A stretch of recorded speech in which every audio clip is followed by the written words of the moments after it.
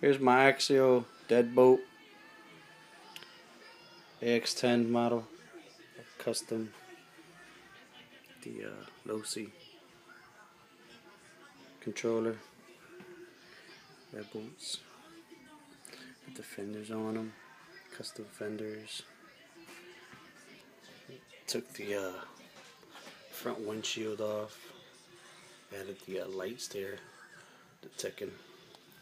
It is run by Tekin, 45T, with a 2S LiPo 4000 20C. Here's the, I don't know if you can see, a little blurry. Zoom out a little bit. And here's the